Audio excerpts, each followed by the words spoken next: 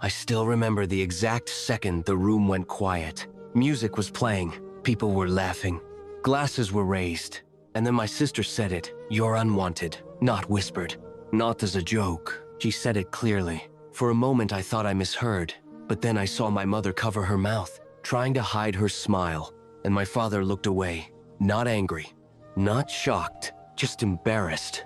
As if my existence itself was the problem. That single word erased years of pretending, years of hoping, years of believing that one day I would belong.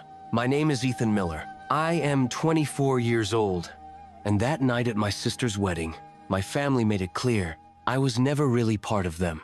Growing up, I was always different. Not loud enough, not successful enough, not impressive enough. My sister Claire was everything they wanted.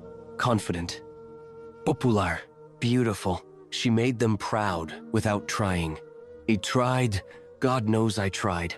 I got decent grades, stayed out of trouble, never embarrassed them, never asked for much. But love in my house was never equal. It was measured, compared, earned.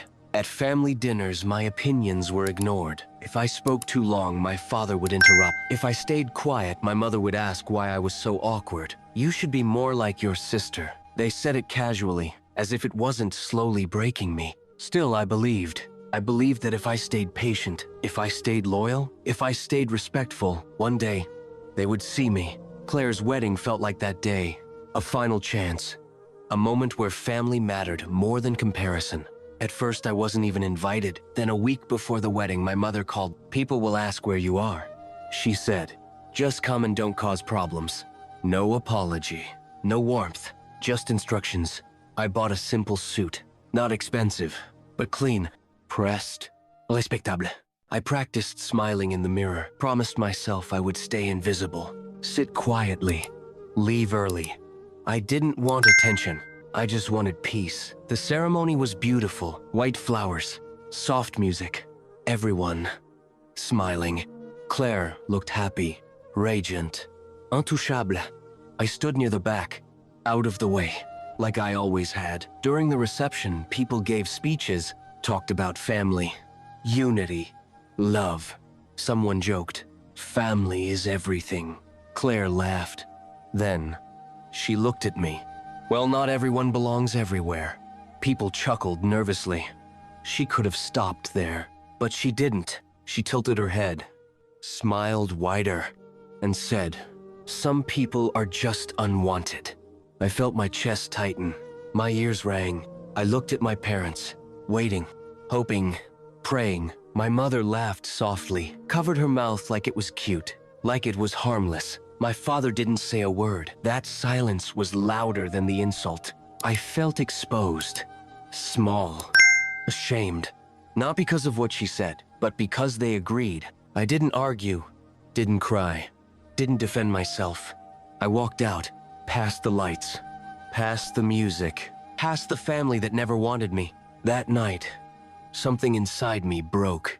But something else was born. I stopped asking why. I stopped needing approval. I made myself a promise. I would never beg for belonging again. If they couldn't see my value, I would build it. Brick by brick, in silence. And one day, they wouldn't be able to look away. I didn't go home that night. I drove without direction. Streets blurring past my windshield. The city lights stretching into long lines of color. My phone buzzed once. Then again, I didn't check it. Whatever they had to say, it was already too late. By the time the sun came up, I was sitting in my car outside a 24-hour diner, hands still shaking on the steering wheel. I wasn't angry. I wasn't even sad in the way people expect. I felt empty, hollow, like something essential had finally been removed. That emptiness followed me for weeks. I moved out of my parents' house without an argument. I packed my clothes while they were at work. No goodbye note, no explanation. I left the keys on the counter and closed the door quietly, the way I had learned to live. The room I rented was small, bare walls, a mattress on the floor, a single window that faced a brick wall. But it was mine. No comparisons, no insults disguised as jokes, no smiles that meant rejection. At first, the silence was unbearable. There were nights I lay awake, staring at the ceiling, replaying that moment at the wedding over and over again. The laughter, the word, the way no one stopped it. I wondered if I really was unwanted, or if they had just needed someone to look down on to feel taller. I worked wherever I could. Warehouse, shifts at night, delivery jobs in the morning, cleaning offices on weekends. My body was constantly sore. My hands were rough. My eyes burned from lack of sleep. But something strange happened in that exhaustion. I stopped feeling sorry for myself. No one was watching me anymore. There was no one to impress, no one to disappoint. For the first time in my life, every effort I made was for me alone. I started reading during breaks. Not novels, not fiction. Books about money, business, discipline, psychology. I listened to audio lectures while driving. Podcasts about people who had started with nothing and built something that couldn't be taken away. Most of them talked about failure. That surprised me. They didn't hide it. They didn't romanticize success. They talked about being ignored, being underestimated, being laughed at, and something clicked inside me. I wasn't special for being humiliated. I was just early in the process. I tried small things at first. Online reselling, freelance work, tiny investments that scared me more than they should have. I failed, lost money, made stupid mistakes. But every mistake taught me something my family never had: self-reliance. While my sister posted wedding photos and my parents commented hearts and smiles, I was learning how to sit alone with failure and not run from it. Months passed. The pain dulled. Not gone, but quieter, more controlled. I stopped checking their social media, stopped wondering if they noticed my absence, stopped hoping for an apology that would never come. Instead, I focused on momentum. One project worked. Not big, but enough to prove I wasn't wasting my time. I reinvested everything. No celebrations, no rewards, just discipline. People started treating me differently. Not my family, strangers. Clients responded faster.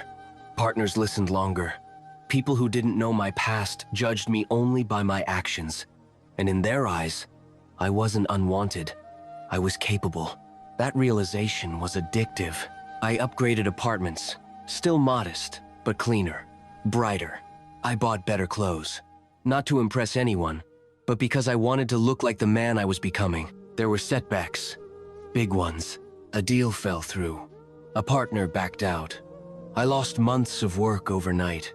I sat alone in my apartment staring at my laptop, feeling that old, familiar emptiness creeping back in. For a moment, I almost called my parents. Almost. Then I remembered the laughter, the silence, the word. I closed the laptop and went to sleep. The next morning, I started again. That was the moment I understood something important. Walking away wasn't weakness. Staying away was strength. I wasn't building success to prove them wrong anymore. I was building it because it was the only language the world respected. Quiet results. Undeniable progress. Years passed faster than I expected. The boy who left the wedding in shame was gone. In his place stood someone calmer, sharper, harder to break. Someone who no longer needed permission to exist. I didn't know it yet, but the silence I had built my life in was about to speak. And when it did, they would finally hear me. Success didn't arrive loudly. There were no headlines, no sudden applause. It came quietly, the same way pain had. One opportunity led to another. A small win opened a door. That door revealed rooms I didn't know existed. I learned how people in power think, how decisions are really made, how respect is rarely given but often assumed by those who carry themselves a certain way. I stopped reacting emotionally. I started responding strategically. While others complained about being treated unfairly, I learned how to make myself impossible to ignore. I watched, I listened, I adapted. Every rejection sharpened me instead of softening me. Money started changing things. Not just the amount, but what it allowed me to do. I could say no. I could walk away. I could wait. That power felt unfamiliar at first. For years, I had lived in survival mode. Now I was thinking long-term. Structure, growth, control. I built systems so my success wouldn't depend on motivation or mood. Discipline replaced emotion. There were moments I almost forgot my family existed. Almost. Then one evening, a familiar name appeared on my phone screen. A message I hadn't expected. My mother. It wasn't an apology. It wasn't concern. It was polite, careful, distant. We're hosting a small family event next month. It would be nice if you could attend. I stared at the screen for a long time. Part of me wanted to ignore it, to protect the peace I had built, to stay invisible to them forever. But another part of me understood something important. Avoidance wasn't healing anymore. It was postponement. I didn't reply right away. Days passed, then weeks. Finally, I sent a simple response. I'll consider it. That was all. The event wasn't small. It never was with them. Elegant venue, well-dressed guests, smiles polished to perfection. The kind of place where appearances mattered more than truth. When I walked in, I felt it immediately. The shift. People noticed. Heads turned. Conversations slowed, not because they recognized me, but because they sensed something different. Confidence doesn't need introduction. My parents saw me from across the room. My mother froze for a second. Her smile faltered before returning, weaker than before. My father straightened his posture, suddenly aware of his own presence. They weren't prepared. Not for how I looked, not for how I moved, not for how calm I was. I didn't rush toward them. I didn't seek approval. I spoke to people who spoke to me. I listened more than I talked. And when I did speak, people leaned in. That was new. I caught fragments of whispers. Who is he? He seems important. I didn't know they had another son. Another son, not unwanted, not invisible, just unknown. My sister noticed me later. Her smile faded slightly when our eyes met. There was confusion there, maybe even discomfort. She wasn't used to uncertainty, especially not when it involved me. She approached cautiously. I didn't know you'd come, she said. I didn't know either, I replied. Nothing more. No accusation. No resentment. That unsettled her more than anger ever could. Throughout the night, I felt something shift. The way people treated my parents changed too. Questions were asked. Assumptions were made. And for the first time, they weren't the ones in control of the narrative. They pulled me aside near the end of the evening. You seem... well, my father said. I am, I answered. No explanation followed. They wanted details, validation, proof, but I gave them nothing. Not because I was hiding, but because I no longer needed to justify myself. I left early. In my car, driving home, I realized something important. They didn't recognize me yet, but they were beginning to.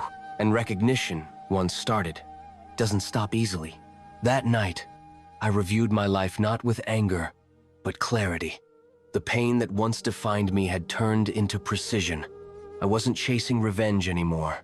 I was walking toward inevitability. They would understand eventually, not through confrontation, not through confession, but through contrast. The boy they dismissed, the man they couldn't ignore. And when that realization fully settled in, the silence would be unbearable for them, just like it once was for me. The calls started slowly. At first they were subtle. Missed calls with no follow-up. Short messages asking how I was doing, nothing direct, nothing that sounded like guilt.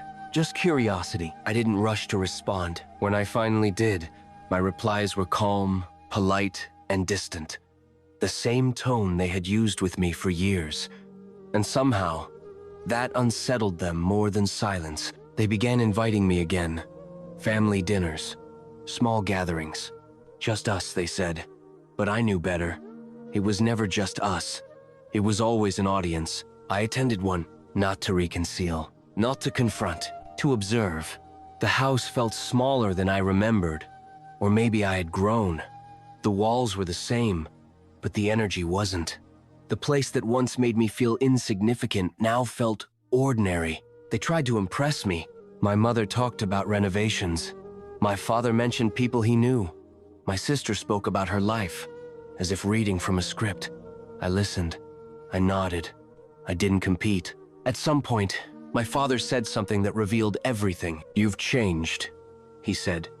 Success does that. I looked at him. No, I replied quietly. Distance does. The room fell silent. No one argued. No one laughed. The truth didn't need defense. Later that night, my mother knocked on the guest room door. She hadn't done that in years. She sat down slowly, as if choosing each movement carefully. We didn't always know how to help you, she said. It wasn't an apology. It was an explanation. I didn't interrupt. You were difficult, she continued. Quiet, distant. We didn't know what you needed. I almost smiled, because now I did. I needed to be seen, I said. And when I wasn't, I learned how to survive without you. Her eyes filled with something close to regret. But regret, I had learned, doesn't rebuild time. She asked about my work, my plans, where I lived. Questions she should have asked years ago, questions that now felt irrelevant. I answered briefly, not out of bitterness, out of closure. A few weeks later came the announcement, a major family celebration, big venue, extended relatives, friends, speeches, laughter, tradition. And then came the request. They wanted me to speak. Just a few words, my sister said over the phone. It would mean a lot. I knew what that meant. They wanted validation. They wanted proof that everything was fine. They wanted to rewrite history in front of witnesses. I agreed. Not because they deserved it, because the truth did. The day arrived. The venue was grand. Lights, music, cameras, everything designed to look perfect. I sat near the front, quiet, composed, watching people who once overlooked me now glance my way with curiosity. When my name was announced, the room turned. I walked to the stage slowly, not for effect, but because I wasn't in a hurry anymore. I looked at my parents, my sister, then at the audience. I wasn't sure what to say today. I began. Family means different things to different people. They smiled, relieved. For some, it means support. For others, expectation. And for some, absence. The smiles tightened. I learned early that silence can teach you more than guidance ever could. A few people shifted in their seats. I'm grateful, I continued, for the lessons I learned when no one was watching, for the strength that came from being left alone, for the clarity that comes when you stop waiting for approval. My parents' faces had changed now. This isn't a speech about blame, I said calmly. It's about understanding, and understanding sometimes arrives too late. I paused, but it still arrives. I thanked them for the opportunity, wished everyone well, and walked off the stage. No applause followed immediately. Then a few claps, then silence. I didn't stay. That night, I blocked the numbers I hadn't already, not out of anger, but acceptance. Some chapters don't end with reconciliation. They end with release. And as I drove away, I realized something profound. They hadn't lost me that day. They had lost me years ago. This was just the moment they finally understood it. I didn't disappear. That's what surprised them the most. I didn't change my name. I didn't move to another country. I didn't vanish from the world. I simply stopped reaching back. Weeks passed after the event. Then months. Messages slowed. Calls became rare. And then nothing. Silence. Not the kind that screams. The kind that settles. I focused on my life. The one I had built quietly, brick by brick, without applause.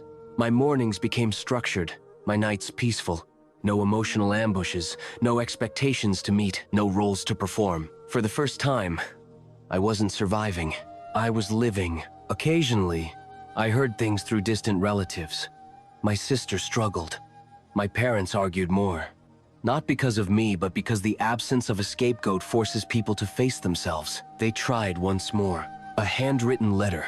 My mother's handwriting was the same. Soft curves. Familiar slant. She wrote about memories. Childhood moments I barely remembered. She wrote about love. But nowhere in the pages did the word sorry appear. I folded the letter carefully and placed it in a drawer. Some things are meant to be kept, not reopened. Time passed. My work expanded. Responsibilities grew. So did my influence. Not the flashy kind, The quiet kind that changes rooms without announcing itself. One afternoon, I stood in a building I now owned, looking out over a city that once felt unreachable. I remembered the version of myself who used to sit quietly in corners, trying not to take up space. He would have never believed this life was possible. I didn't feel pride. I felt peace. Years later, I saw them again by accident. A grocery store. Narrow aisle. No dramatic music. No cinematic pause. Just reality. My father noticed me first. He froze. My mother followed his gaze. My sister stood behind them, unsure whether to approach. I didn't run. I didn't hide. I nodded. They looked older. Smaller. Life had not been gentle.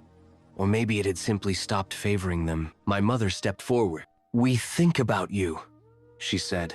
"I know," I replied. There was a pause. "You seem... well," my father added. "I am." They waited. For more. For emotion. For reconciliation.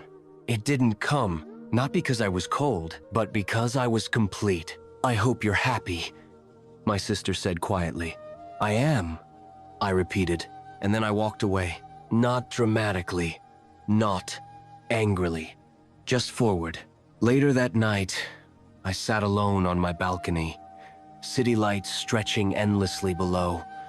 I realized something I had never fully understood before. Closure doesn't always come from confrontation. Sometimes it comes from indifference. I didn't win by proving them wrong. I won by no longer needing them to be right. Revenge didn't look like destruction. It looked like detachment. And as the years continued, my story became something else entirely. Not a tale of humiliation. Not a story of bitterness, but a quiet example of what happens when someone refuses to let pain define their ending. I didn't get the family I deserved, so I built the life I needed. And that was enough.